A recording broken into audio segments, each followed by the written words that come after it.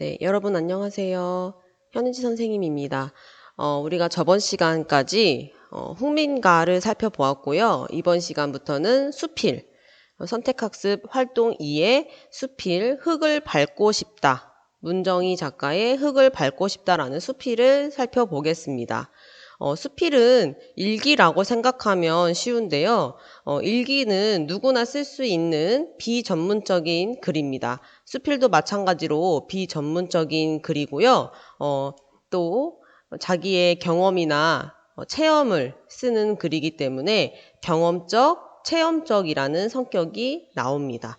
또 일기를 우리가 쓰고 마지막 부분에 이제 이러이러한 일이 있었다라고 얘기를 하면서 오늘 하루 느낀 점을 이야기하고 이러이러하면 되겠다, 뭐 안 되겠다 이런 어떤 자기 성찰의 시간이 있잖아요.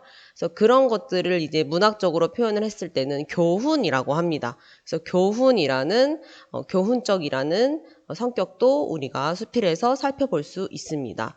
또 수필의 어떤 장르적 특징을 한마디로 정의를 하자면 신변잡기적이라고도 표현합니다.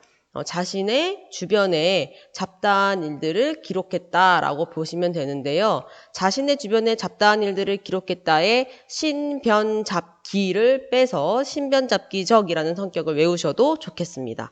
네, 그러면 이제 작품 내용 속으로 들어가 볼 텐데요. 교과서 56쪽 펴주시고 함께 따라와 주시기 바랍니다. 네, 우리가 저번 시간에 흙을 밟고 싶다 선생님이 오디오북을 올려놓았었어요. 그래서 여러분이 교과서와 함께 오디오북을 들으셨다고 가정을 하고 수업을 진행하도록 하겠습니다. 이 작품은 여러분께서 읽으셨으면 아시겠지만 흙에 대한 관점을 이야기한 그런 작품입니다. 글쓴이는요, 흙을 긍정적으로 바라보는 관점으로 이 글을 썼고요. 흙에 대한 소중함과 흙의 가치를 전하는 수필입니다.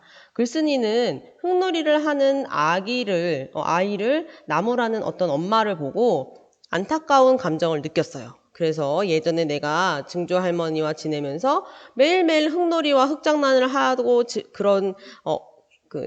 흙놀이를 즐겼던 어린 시절을 회상합니다. 그러면서 지금 발전된 사회이지만 어쩌면 그때보다 정서적으로는 좀 삭막하고 메마르지 않았나, 그런 또 어떤 시대적인 반성을 하고 훈훈하고 따뜻한 우리 마음을 회복할 수 있음을 일깨우는 그런 수필의 내용이 되겠습니다. 네, 그러면 선생님이 다시 한번 읽어보면서 필기할 부분은 필기하면서 진행하도록 하겠습니다.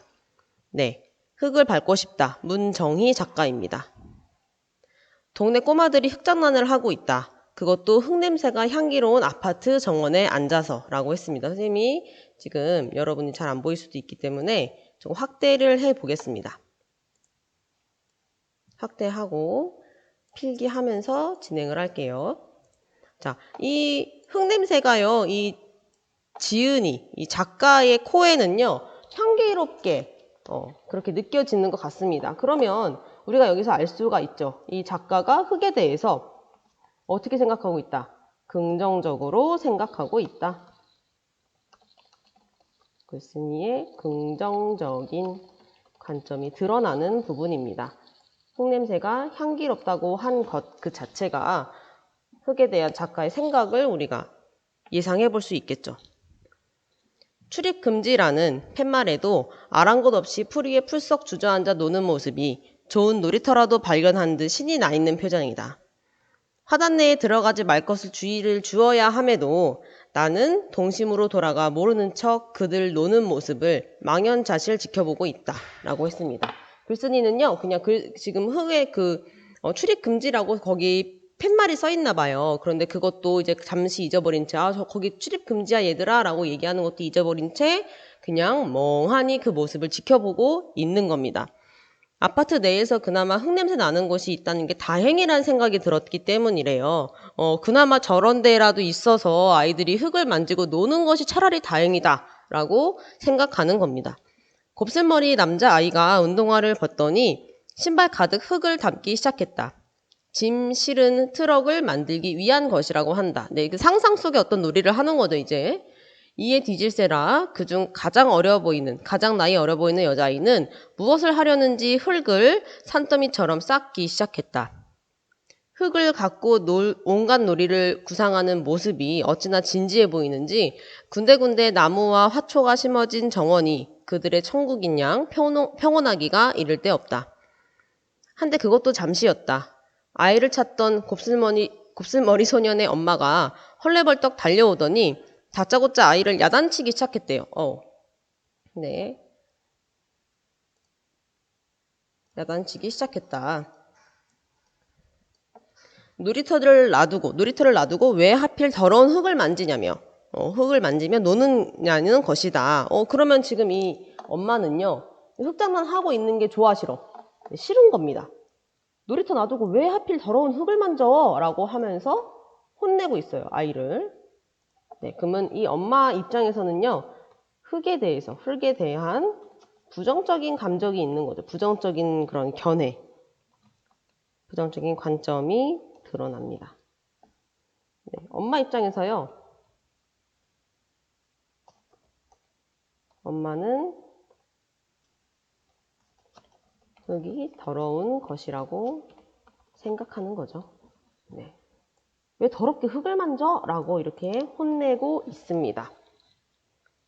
트럭을 만들려고 흙을 담아놓은 운동화를 보자 아이의 엄마 얼굴이요 더 일그러졌대요. 네, 새 신발에 흙을 묻혀놓아 짜증스럽다는 표정이었습니다. 그래서 이 작가가요. 내버려 두세요. 흙놀이도 자연을 알게 하는 산 공부인데 라고 얘기를 하려고 했는데 그런 말이 차마 목구멍까지 올라왔지만 입이 떨어지질 않았다고 합니다. 네, 아이의 옷에 흙 옆으로 넘어갈게요. 흙 묻히는 걸 싫어하는데 그 엄마가 흙 묻히는 것 자체를 싫어하는데 불난집에 부채질하는 격이 될 것 같아서 자기 생각을 말하지 못했다라고 합니다. 흙을 가득 실은 운동화 트럭을 운전해 보지도 못한 채 엄마 손에 이끌려가는 아이의 모습이 안타까웠다.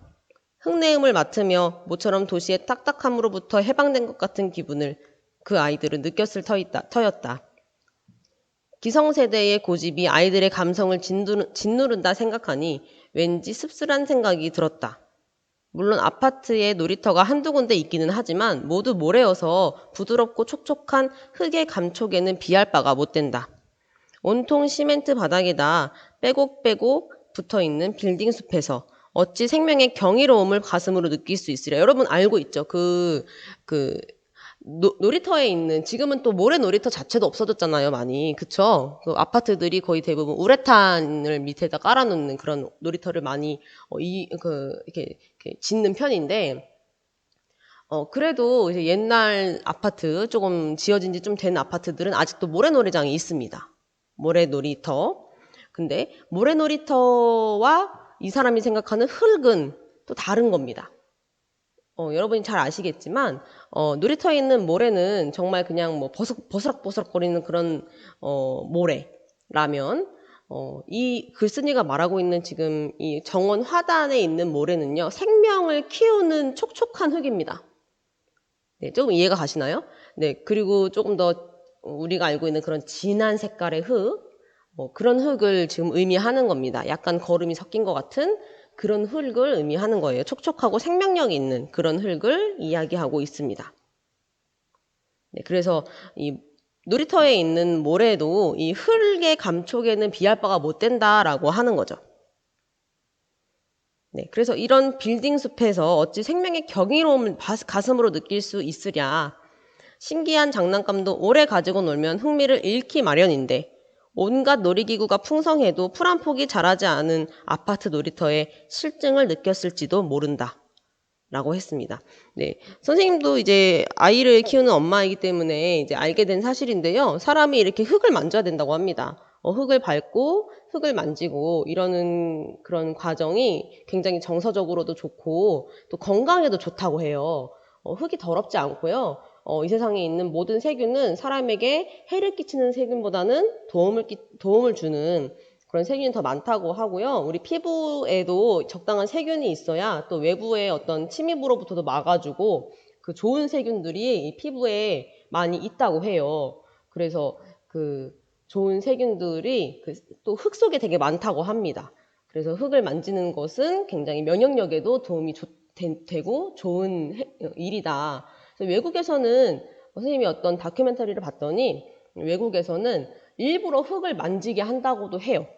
그래서 요즘 숲 어린이집 이런 데가 되게 유행을 하거든요.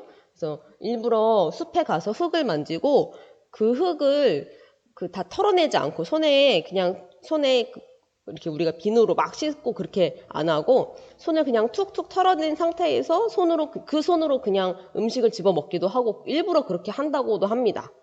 근데 지금은 조금 조심하셔야 돼요. 지금은 이제 코로나 때문에 손을 잘 씻으셔야 되고요.